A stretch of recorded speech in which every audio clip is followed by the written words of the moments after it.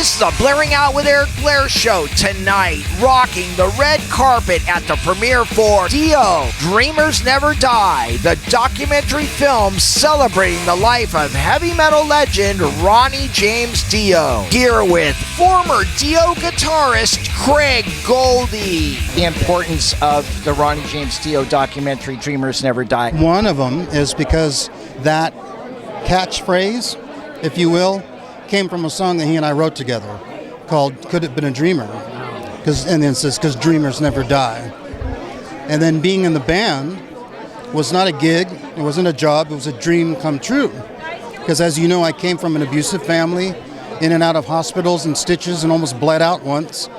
And then 5 years later, headlining Madison Square Garden with my favorite singer, performing songs that we wrote and recorded together. Dreams do come true.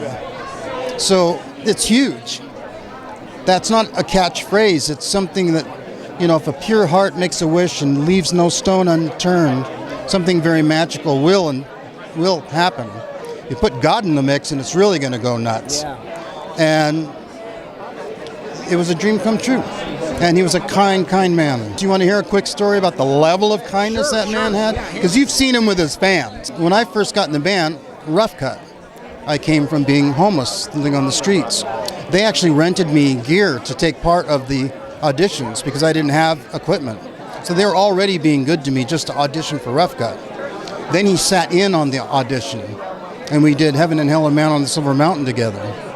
And then when I got the gig, I'm sleeping from couch to couch because I was still homeless, but I had a place to stay with band members. One day, the band member came home and screamed and yelled that I had used his can of tuna to make a tuna fish sandwich. I know this sounds ridiculous. And that fit was heard around the world. I didn't say a word. The very next day, I look out the window and I think I see Ronnie's car pull up.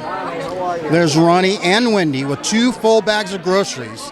They walk up the stairs, they kick the door because they don't have a free arm.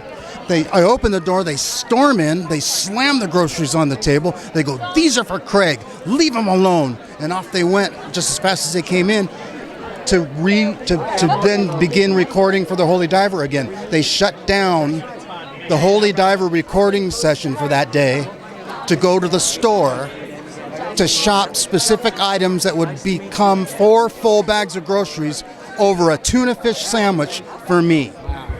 Now, how do you forget something like that? No, you don't.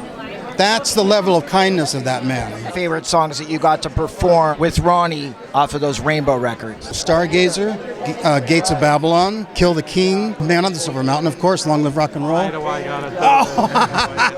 Ladies and gentlemen, Vinny Appice, the best drummer in the world, by the way. Craig, what are you up to right now? Actually, I'm writing some more music with the singer of the band I did called Dream Child with Diego Valdez.